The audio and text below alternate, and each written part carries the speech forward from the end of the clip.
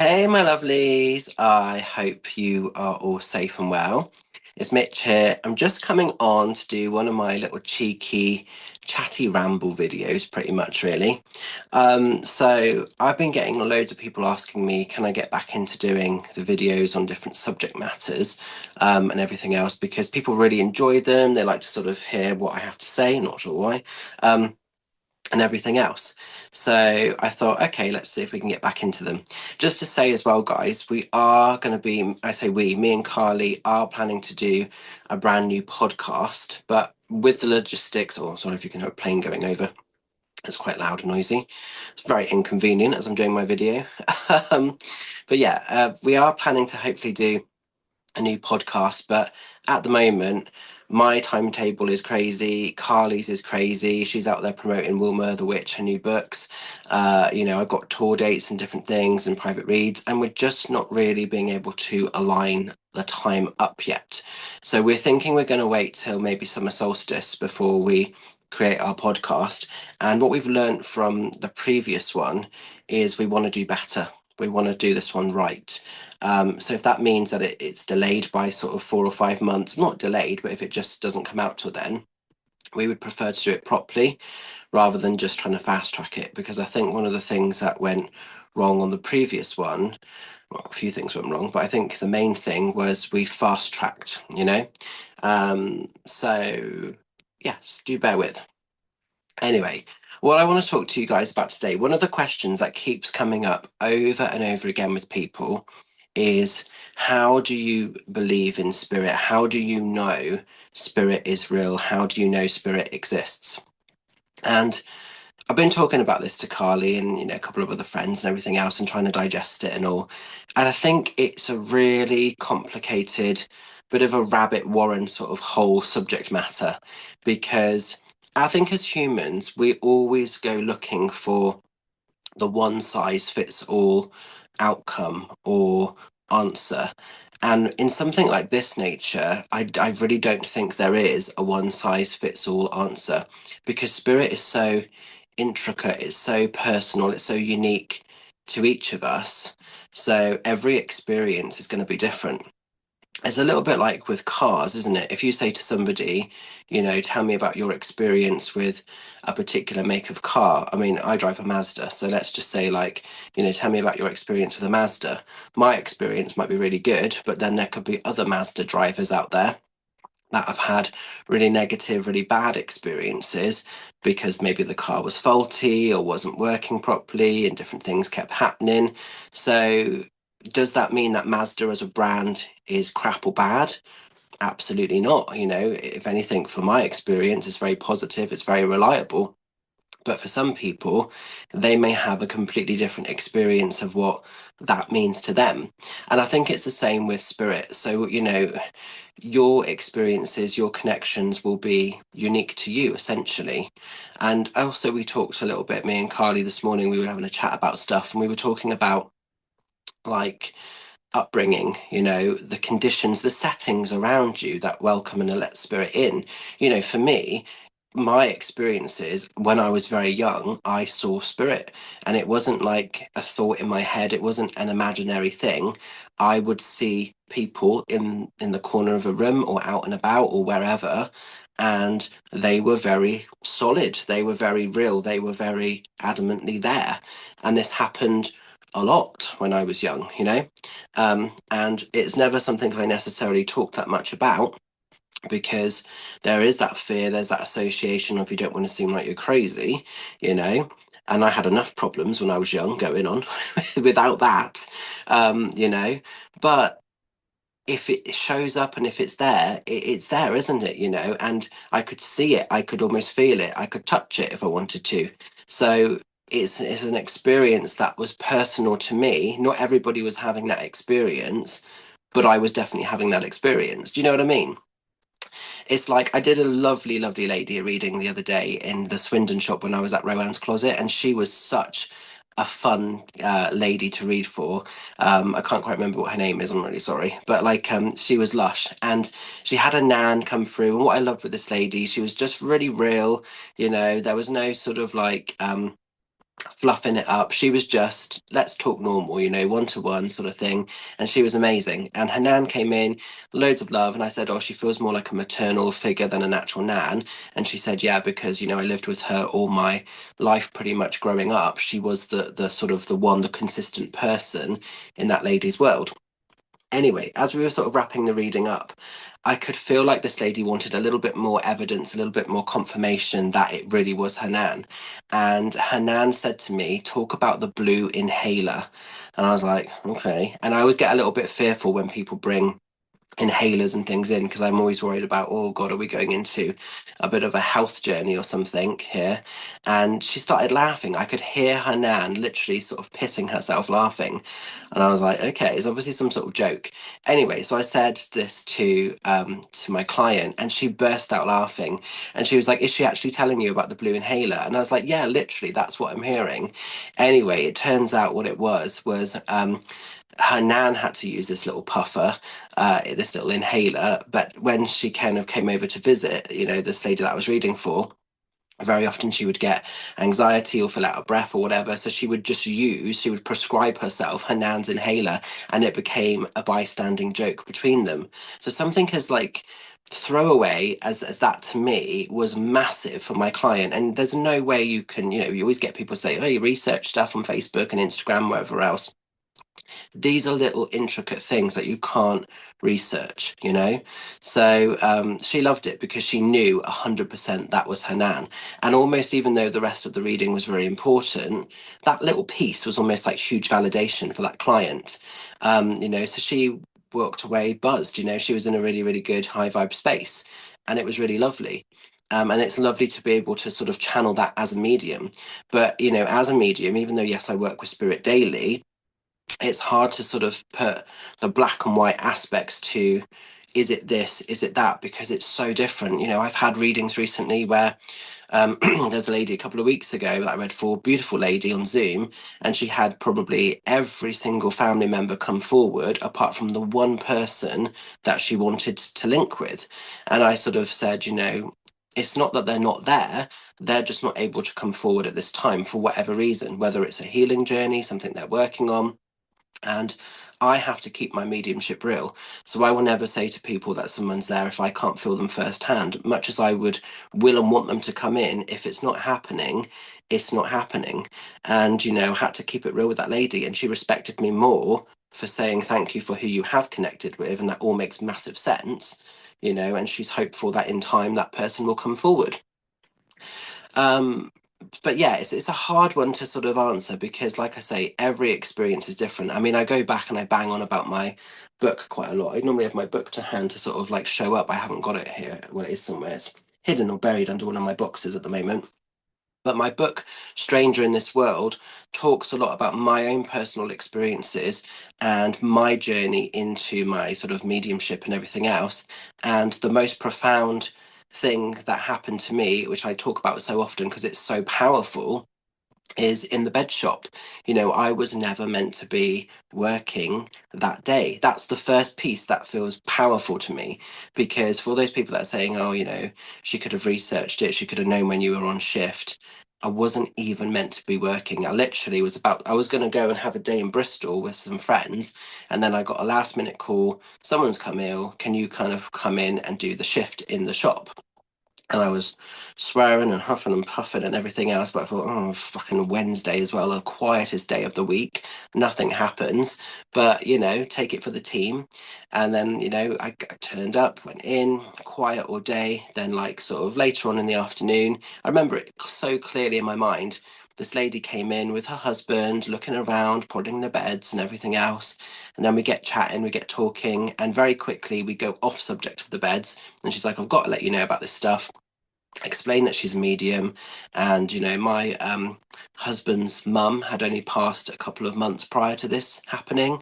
And then she came in, she described, she got loads of details. My granddad also came forward and everything else. And she picked up quite a lot of personal details. blah, blah, blah, blah, blah, so much stuff, said about me having a career as a drag queen, or she said, like, you're going to have some fun doing some dress up on stage, but it will come to an abrupt end and then your real stage work will begin. And I was like, huh? And she's like, you are a medium yourself, but you haven't harnessed it to its fullest potential yet. Um, and then from that message, 9 years before I did anything with it, but within that 9 year cycle, I did have a bad experience on stage. My dress up did come to an abrupt end, and then that sort of sent me into a real spiral of depression. And then lots of other stuff married up and happened, and it got me on my spiritual path, properly on it. I was always sort of dipping in and out before, but it really aligned me. So, and sometimes we have to go through trauma to be able to actually kind of come out fuller, realer, back into the light. But that's not going to be everybody's experience. That was mine, and I feel very blessed and lucky that I got to have that as my experience, because there was so much healing in many areas with that journey. But that won't be for everybody. Some people won't get something as profound as that. Um, so it's very hard. But what I would say is, there's lots of things that we believe in, there's lots of things that we take faith in that we can't always see, but we know they happen, we know that they're real. So why would spirit be so different? And what frustrates me, I suppose, more than anything, is you've had connection with the spirit within already. Anybody that passes over to spirit, you've known that person, and you've actually connected with the core of who that person is. That is their internal spirit. You've already gained and have access to that. So when they sort of physically pass over, when they die, yes, the soul, the spirit is set free and it goes into that sort of spirit world, but you have had that connection. So that, it is possible that they go on. You can't tell me some of the characters that we've known in our lives that just is snuffed out and nothing else happens. That's the biggest, I think, misconception. When I was a kid, I always remember, I think I was only about 4 or 5, but I always remember there was a death within not in the family, but there was, I think it was either a friend that my dad worked with, there was somebody who passed away, and my instant thought was, oh, he's gone up to the next level. And I never sort of thought of heaven and hell. I've never ever thought of that. I've always seen this world as being a bit like a video game. I don't know if you guys remember Sega and Sonic the Hedgehog, but I used to play that loads when I was a kid. I was obsessed with it. I used to have to collect the hoops and everything and go along. And I've always felt like this life is a little bit like a video game, and we're on all these different levels, collecting different things, bits of wisdom, bits of power, bits of philosophy, whatever. But I always felt when I'd heard that bit of information, oh, he's gone on to the next level. And I didn't feel sad because I didn't know him personally, but it didn't feel sad. It just felt like ascension. And I think when we lose people, it is sad physically, but also it's the ascension of where they go to. And yeah, it's hard, isn't it, to sort of like I say, we don't have this sense of, it's not like a one size fits all answer. It will be different. But if you look through history, not even just now in today's world, but if you look back through history, there are so many accounts of paranormal, ghosts, spirits, stories and different things. They can't all be wrong. They all stem from something. And there are many, many stories with sort of physical evidence that's been captured. That's another reason I love the paranormal side of stuff, because yes, you've got mental mediumship, which is like what I do, but you also have physical phenomena, physical mediumship, where things physically happen. And you can't tell me that that isn't something. I mean, really interesting that when was it? A couple of weeks ago now, we went into I was doing a day of reads at the Carpe Noctem shop in Frome. Now that is very haunted. It's got quite a lot of resident sort of ghosty spirits, and they're harmless. They're not kind of wanting to cause any problems. But we all kind of went in there on the Saturday. Bex opened up, and the first thing we saw on the floor near the desk, one of my mum's, she's got her jewellery in there, and one of my mum's pendants had just thrown itself on the floor. That wasn't like that when she locked up. There's no reason for that. We've been in there other times and lights have been on for no reason. The toilet light sometimes comes on of its own accord. And those are all things that shouldn't happen. And they're not electrical faults and everything else. They don't happen on a cycle or a pattern. It's just random. You can't tell me that there isn't something to that, you know? Why is that happening? But, you know, as us as people, we can either choose to believe it's paranormal or we can just brush it off. And I think it comes down to perception and our belief system, but not even just our belief system, permission of self, giving ourselves permission that this can be real, this could be real. And I think from our school days and our kind of younger years, we've been taught not to believe in ghosts and spooks and different things, or a lot of us have, and a lot of us have had different suppressions that have made up our childhood. And so for a lot of us, we're unlearning what we were never meant to believe in, you know? Um, so yeah, it is complicated. It's interesting because there's so many pieces and sort of factors to this. But I'm just a very big believer in until things can be proved or disproved or can be proved or disproved, keep an open mind. But one thing I would say is, and I'm a bit wild and I'm a bit crazy at times, but I'm not stupid. Do you think that I would actively go into theatres, up on stages, blindfolded, which is essentially what happens if I didn't fully believe and trust something bigger than me was guiding that path and that journey? Because otherwise, it's like a lamb going to the slaughterhouse. I wouldn't get up on stage if I was not secure in my ability and connection with spirit that they are there, that they are orchestrating it, because that would just be the most foolish and bloody ridiculous thing, wouldn't it? You know, I just wouldn't put myself through it. And my faith is so secure with the spirit world because it's had to be to do the work that I do. They are my employer. So for me, I'm past this whole business of is it real, is it not? Because I do it daily. They wouldn't have allowed me, so when I say they, spirit wouldn't have allowed me to be employed for like 15 or 16 years doing my work professionally if I was a fraud, if there was nothing. You know, once or twice maybe you can sort of like hit the mark on the head and sort of put it down to you know, luck, but not every time. You can't tell me that. Some of the weird shit that comes out of my mouth, that spirit give me, that is so profound. Like the other day on the Instagram live, here's another one, like that, and obviously I'm going off the names of what I see. I'm not, and they're not even sometimes a proper name. Sometimes it's a complete like random, you know, word or whatever. But there was a lady that I read for, and I was being shown, her nan came through, and I was being shown theatre really strong. There was an orb then. Oh, and again, but that's a bit of dust, I think, actually. Sorry, but the one before looked like an orb. But yeah, there was a lady kind of coming in. It was her nan, and I was reading for this lady, and she was showing me theatre, really strong connection to theatre.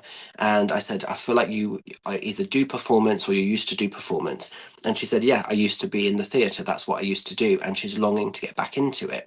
How would I know that just by going off a name?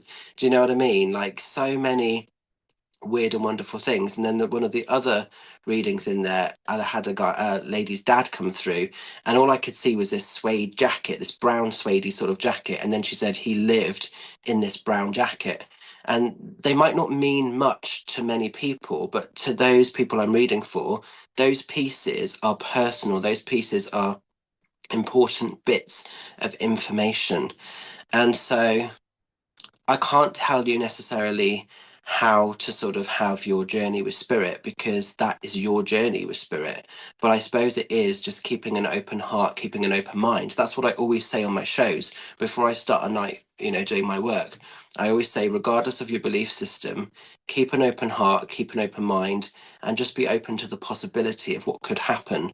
But is it so hard and is it so bad to believe that there could be something else out there? You know, like I say, the whole idea of a spirit that you've seen in life just being snuffed, that concept to me is alien. You know, I've never ever believed that when someone passes, that's it, they cease to exist. That just doesn't make sense to me. That feels an alien concept to me, even before I knew I was spiritual and everything else, you know? So the signs will be independent, they will be beautiful, they will be unique to you. and just be open to receive them. You don't necessarily have to go looking for any trickery, you know, but just be open. And I think that's the thing. Sometimes, as people, as humans, when we do get a great message, we then try and overanalyze it, and we sort of try to almost uniformize it, put it into a uniform sort of state, and we sometimes strip it apart, and sometimes we actually rob ourselves of the message or of the gift of what was given in the first place. And I think sometimes we have to just listen, appreciate, accept, and that is spirit, that is the energy. Like if you think of like ADHD, a lot of people at the moment are getting diagnosed with ADHD. You can't necessarily see it always. You can in some people because it's obvious, but in some others you can't see it as clearly. But we know it's recognized, we know it exists, we know it's there, and it's a type of energy, it's a type of behavioral pattern, isn't it? And nobody discredits if it's real, but we can't necessarily always see it in its truest form. Another example, in a completely different way, our sort of skin. We shed our skin. We know we shed our skin, and if we could see the amount of skin that we physically shed, it probably would be really gross. We know it happens. Science tells us it happens, but we can't actually see it necessarily. But we know it exists, so therefore we don't question it, but we've never actually seen it. How do we know? Because science tells us. But science also tells us, if you think of like Albert Einstein, one of the most important things he acknowledges, energy is energy. It can never, once you have that energy ball there, essentially spirit, spirit is energy. Once you have that there, it can never die. It can change format, it can change mode of transport, hence obviously transition to spirit, but energy can never not exist once it's in place. So it's interesting, isn't it? So I don't know if this has helped or if it's just been a complete load of crap. I'm not sure. But it's a question that comes up time and time and time again for me, about kind of how do we believe? How can I believe in spirit? And I suppose until it happens to you directly, you maybe can't fully. And even then, sometimes it will leave you more questions than answers. But I don't think it is as simple as a one size answer fits all, because it's different. But I've heard so many powerful and unique and beautiful stories that, for me, how can it not be real? And like I say, I wouldn't be booking places like Wookie Hole Theatre, which is a biggie, if I wasn't confident there was somebody driving the vehicle that I work through, almost. That is 100% for sure, because like I say, that would just be career suicide otherwise. And like I say, I'm a bit wild, but I'm not bloody stupid. um, so yeah, so I hope this helps. But if you do have a question, if there's something you want to know about, I can only ever answer stuff from my own understanding and what Spirit have shown me. But I will try and answer questions when I get time in between, until we do our official podcast later in the year. But I hope this video helps. If you do want to sort of know about something, just leave a little comment underneath or whatever, or drop me a private message. And yeah, let's see where the energies take us. If I've covered something off in a previous video, then I may redirect you to a previous video that I've already done, and everything else. So we're not going over too much old ground.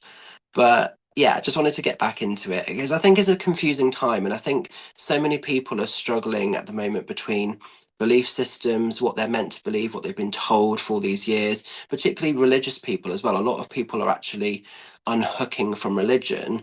And I think they're finding themselves in a place which is quite scary, because they maybe are having a lot of personal experiences, things that are happening, and all of a sudden they're being forced to believe stuff, or situations are making them believe, and it's unfamiliar because they've been told we're not meant to believe in this. So their whole belief system has been sort of turned upside down. It's been kind of caved in a little bit. I mean, I've had some really interesting people recently come for readings, people that I would never have thought would be, and quite a lot of big burly blokes actually, and stuff has been happening for them that they cannot rationalize, and they know they've had those experiences, and they're looking for answers.